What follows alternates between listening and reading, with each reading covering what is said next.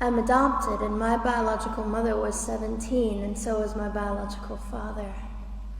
She was 7.5 months pregnant when she decided to go to Planned Parenthood, which is the largest abortion provider in the world, and they counseled her to have a late-term saline abortion, which is a saline solution that is injected into the mother's womb.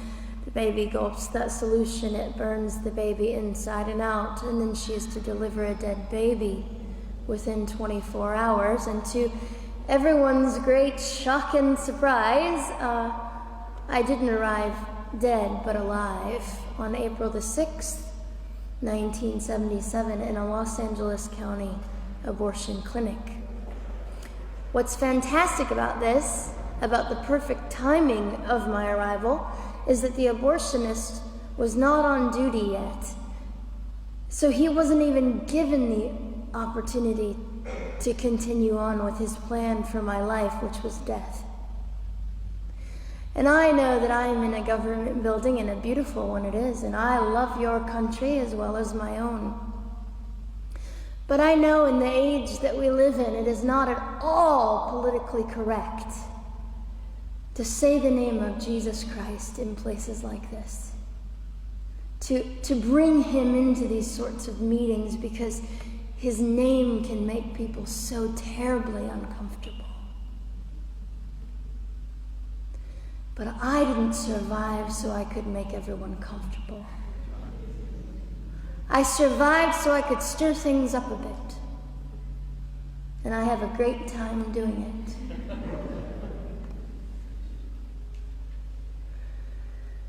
And so I was delivered alive, as I've already said, after 18 hours. I should be blind, I should be burned, I should be dead.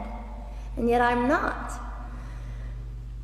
You know what is fantastic vindication is the fact that the abortionist had to sign my birth certificate. So I know who he is. And it also says, for any skeptic listening, on my medical records, born during saline abortion. Ha! They didn't win. I've done some research on the man that performed the abortion on me. And his clinics are the largest chain of clinics in the United States of America, and they gross $70 million a year. I read a quote from him at some point several years ago, and he said, "I have aborted over 1 million babies, and I consider it my passion." I tell you these things because, listen, ladies and gentlemen, we are in an interesting battle, whether we realize it or not, in this world. It is a battle between life and death. What side are you on?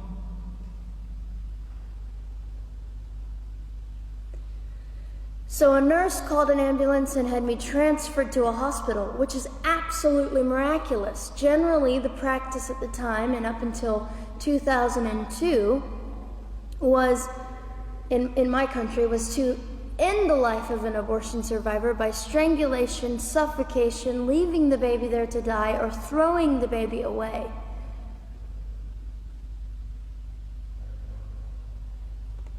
But on August the 5th, 2002, my extraordinary President Bush signed into law the Born Alive Infants Protection Act to prevent that from occurring anymore. You see, we're playing for keeps. We're playing I'm hoping to be hated by the time that I die so that I can feel God about me and understand what it was to be hated. He was hated. Christ was hated.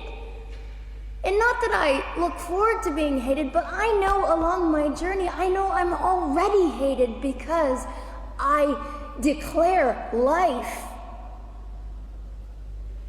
I say, you didn't get me. The silent Holocaust didn't win over me. And my mission, ladies and gentlemen, among many things, is this: to infuse humanity into a debate that we have just compartmentalized and set on a shelf and said it is an issue. We have removed our emotions. We are becoming harder. Do you really want that? How much are you willing to take, and how much are you willing to risk to speak the truth in love and graciousness and stand up and at least be willing to be hated? Or at the end of the day, is it all about you or me? And so, after that, I was placed in an emergency foster care home where they decided they didn't like me very well, and as I'm fond of saying, I don't know how you could not adore me right from the start. What is wrong with these people? But they didn't.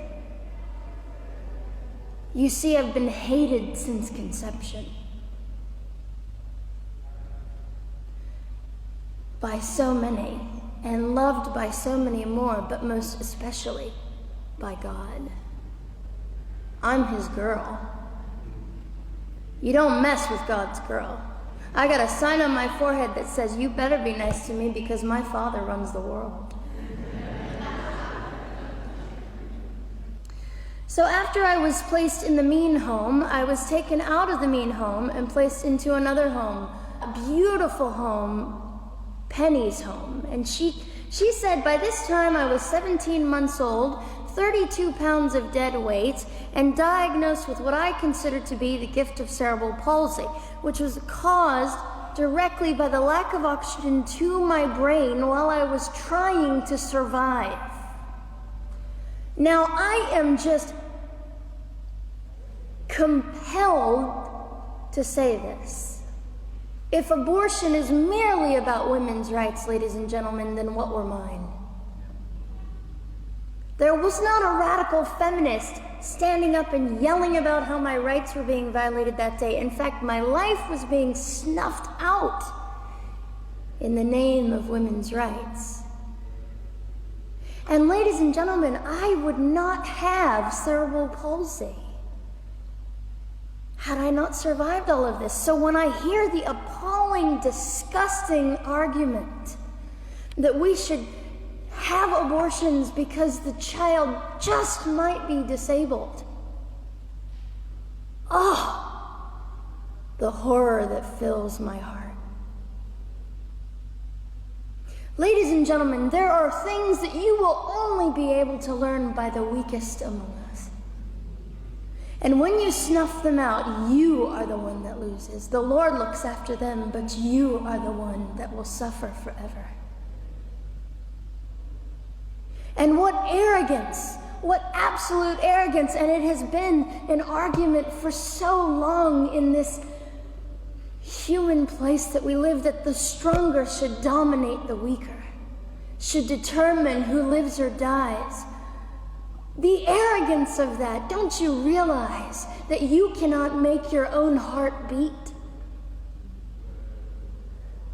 Don't you realize that all the power that you think you possess, you really possess none of it? It is the mercy of God that sustains you, even when you hate him.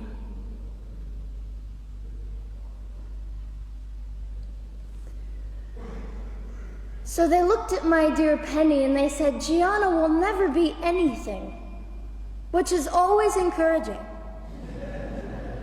And she decided to ignore them, and she worked with me 3 times a day, and I began to hold up my head, and they said, well, Gianna will never this and never that. Long story shorter, I was walking by the age of 3.5 with a walker and leg braces, and I stand up here today with a mild little limp and without a walker and leg braces. I fall gracefully sometimes and very ungracefully at other times, depending on the situation. but I consider it all for the glory of God. You see, ladies and gentlemen, I am weaker than most of you, but this is my sermon. And what a small price to pay to be able to blaze through the world as I do and offer hope. And I think in our misunderstanding of the way things work, we misunderstand how beautiful suffering can be. I don't willingly sign up for it, but when it comes, we forget.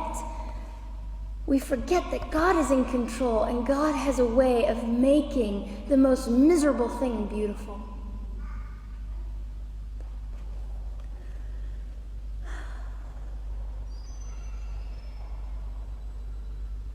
I have met my biological mother. I have forgiven my biological mother. I am a Christian.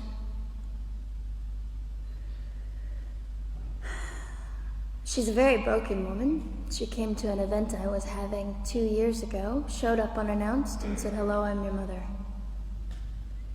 And it was a very difficult day. And yet, while I was enduring all of this, you'll probably think I'm silly, but I was sitting there and I was thinking, I don't belong to you. I belong to Christ. I'm his girl, and I'm a princess.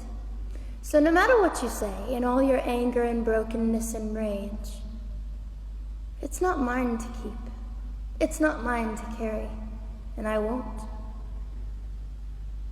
I was saying all this inside. So ladies and gentlemen, you have an opportunity.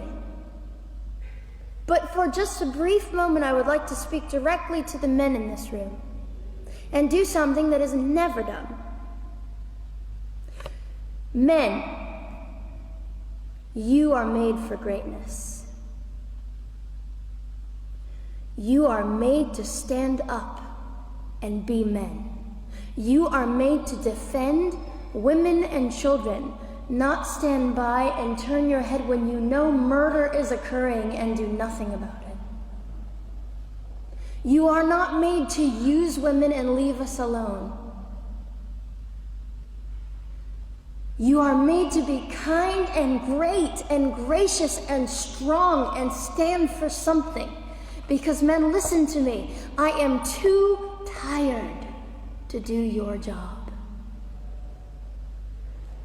Women, you are not made for abuse. You are not made to sit and not know your worth and your value. You are made to be fought for forever.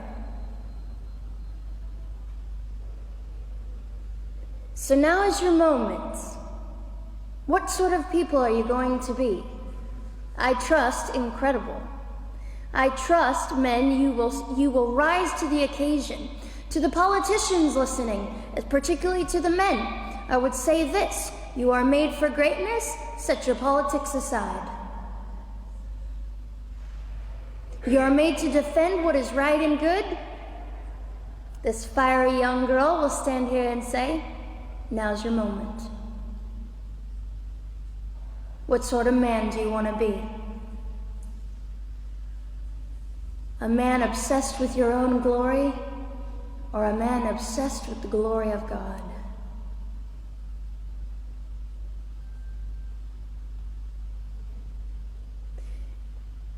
It's time to take a stand, Victoria. This is your hour. God will assist you. God will be with you. You have the opportunity to glorify and honor God in 2008. I'll just end with this. Some of you might be slightly annoyed that all I keep doing is talking about God and Jesus. But how on earth can I walk about limping through this world and not give all my heart and mind and soul and strength to the Christ who gave me life? So if you think I'm a fool, It's just another jewel in my crown. My whole intent in living here is to make God smile. I hope some of this made sense. It just came from my heart. God bless and keep you.